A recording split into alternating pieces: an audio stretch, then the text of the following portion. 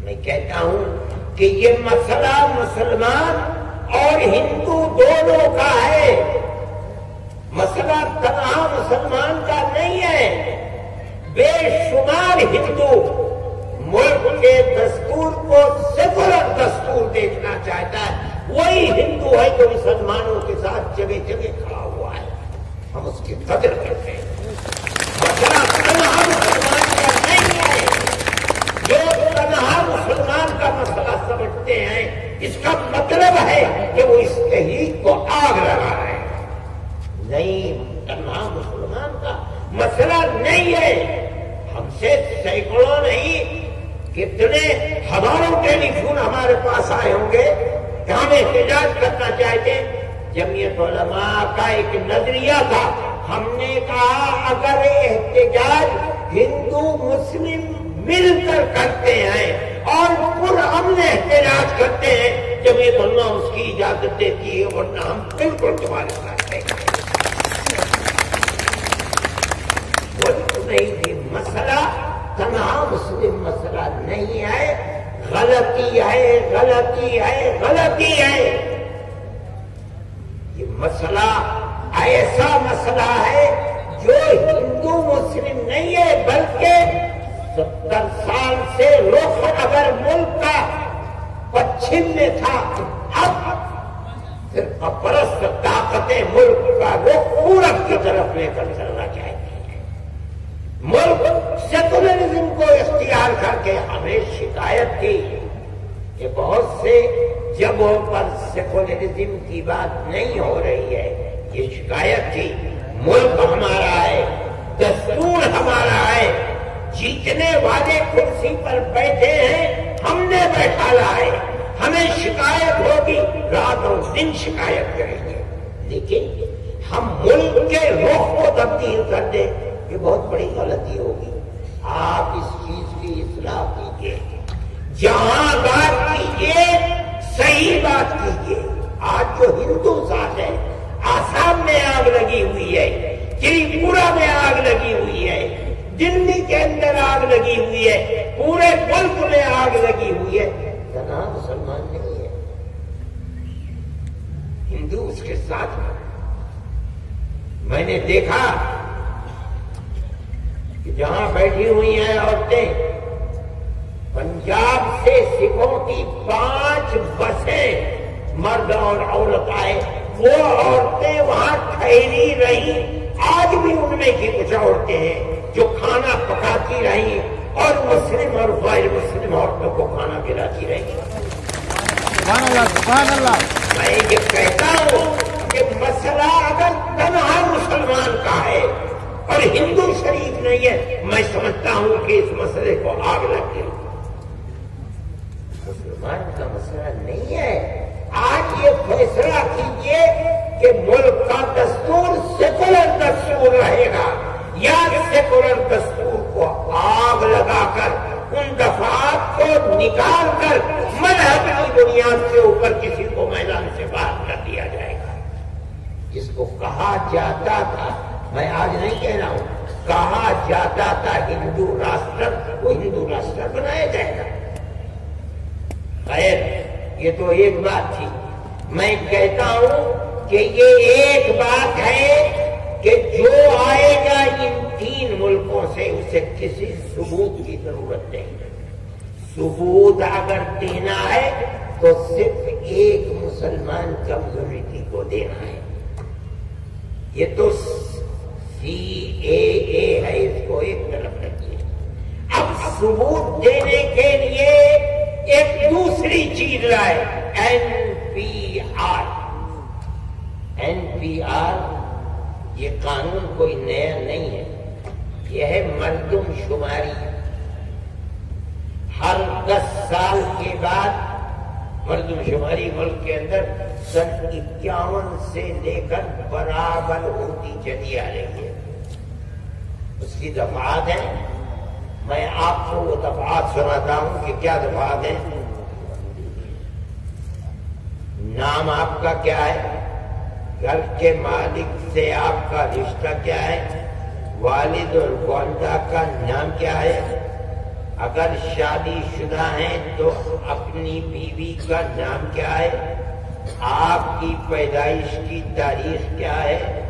پیدائش کی جگہ کیا ہے؟ شادی شدہ ہیں کہ نہیں ہیں؟ آپ کی نیشنلٹی کیا ہے؟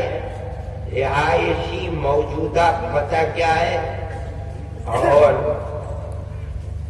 کتنی مدت سے یہاں پر آپ کا قیام ہے؟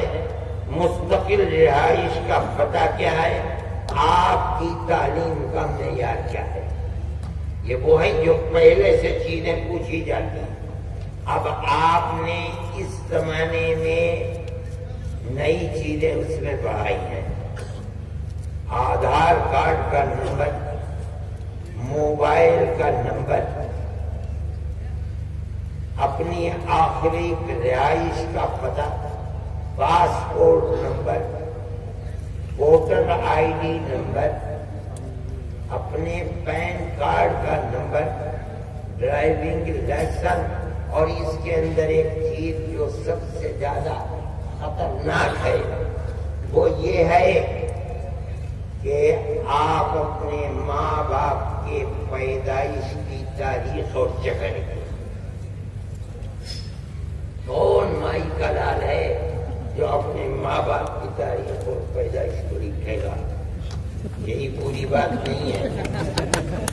میری ماں کا انتقال 100 سال کی عمر میں ہوا اور 13 سال گزر گئے اس کو۔ اس کا مطلب ہے کہ 113 سال پہلے وہ پیدا ہوئی۔ میرے پاس کیا طاقت ہے، میں کہاں سے لے آؤں گا؟ اور میری طرح سے 1 2 4 نہیں، ملک کے اندر کروڑوں آدمی ہوں گے۔ پھر دیکھیے، میں آپ کو ایک بات بتاتا ہوں، آج تک جو بات ہے وہ صرف یہی ہے کہ ماں باپ کی تاریخ پیدائش کون لا کے پیش کر سکے گا؟ مگر اس NPR میں ایک چیز خطرناک نہیں، 2 چیزیں انتہائی خطرناک ہیں جو اس وقت کی پیداوار ہے۔ میں گورنمنٹ کا نام نہیں لیتا ہوں، اس لیے کہ عہد لے لیا گیا ان سے گورنمنٹ کو برا مت کہنا۔ میں کہتا ہوں کہ آج فرقہ پرست طاقتوں نے اس کے اندر جو زیادتی کی ہے اس کے اندر یہی نہیں ہے، ایک دوسری چیز ہے۔ وہ جو آفیسر آپ کے پاس آئے گا، سروے آفیسر پوچھنے کے لیے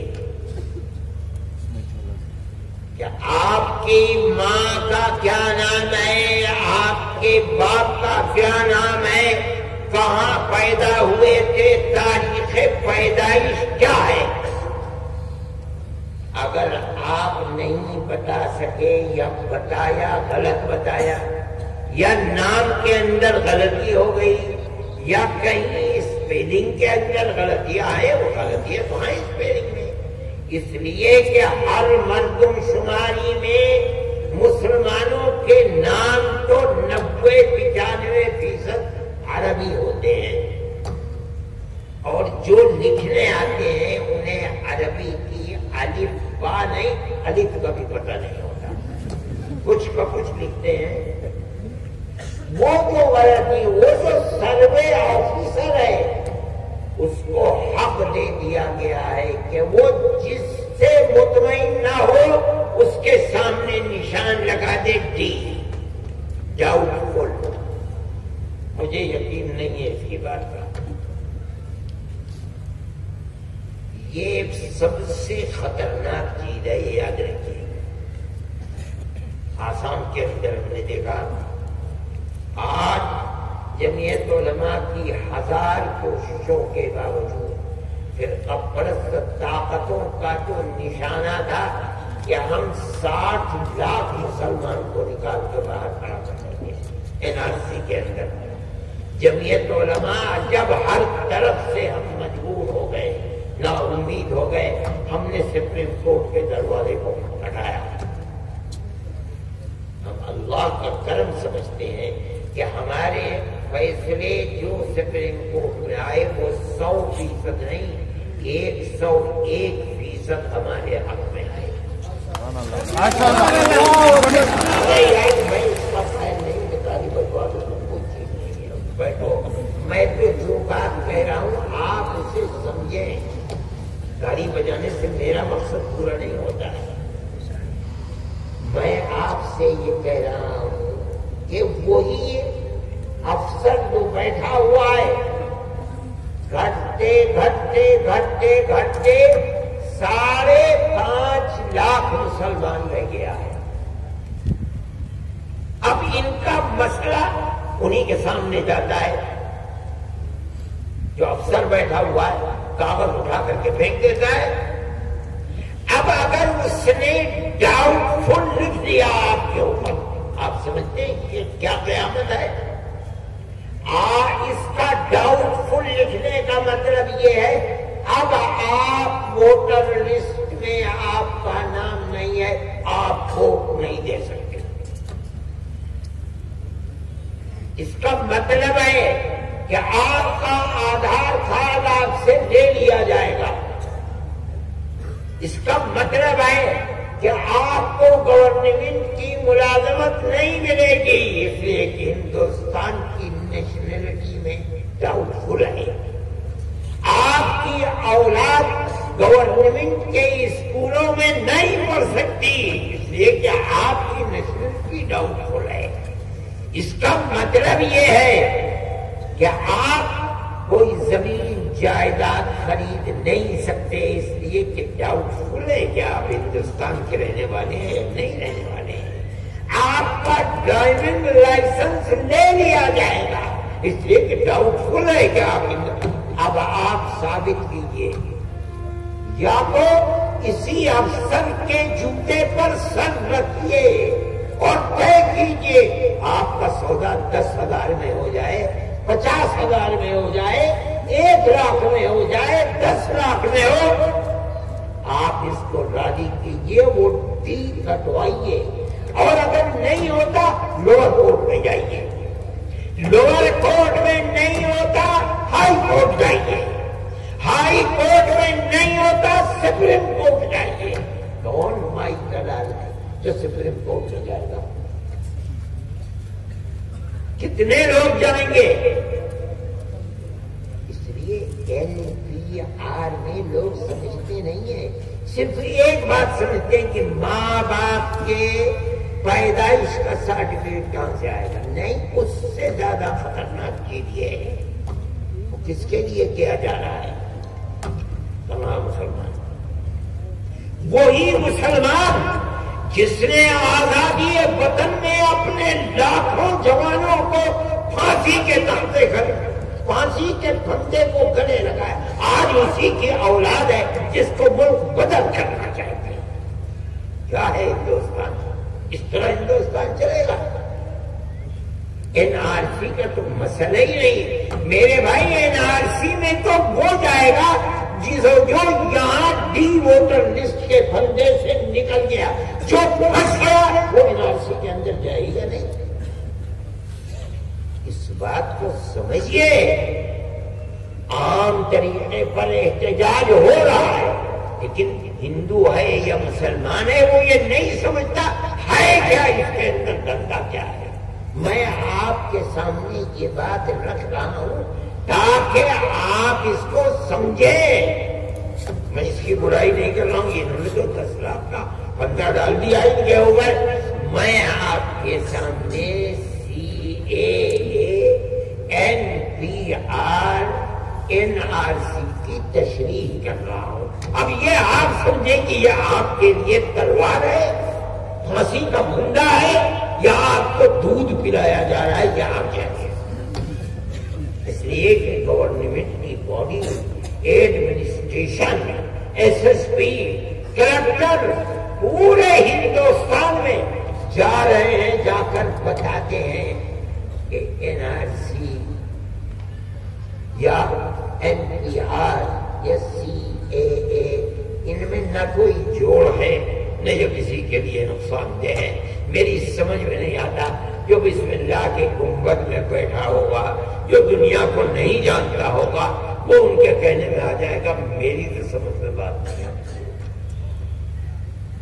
جبکہ NPR قانون پہ شروع میں لکھا ہوا ہے کہ یہ NRC کا پہلا زینہ ہے. کہاں سے اس کے لیے لوگ پیدا ہو گئے؟ نہیں ہو سکتے. یہ ہے وہ تفریح، وہ نفرت